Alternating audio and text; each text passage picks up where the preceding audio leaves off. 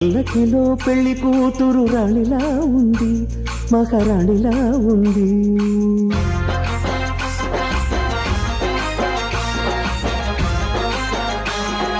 రాణిగారికి సిగ్గులు వచ్చే, రాజుగారికి చిరునవ్వొచ్చే, ఈ ఇద్దరి పెళ్లికి ఆనందం అతిథిగా వచ్చే. పల్లకిలో పెళ్లి కూతురు రాణిలా ఉంది, మహారాణిలా ఉంది.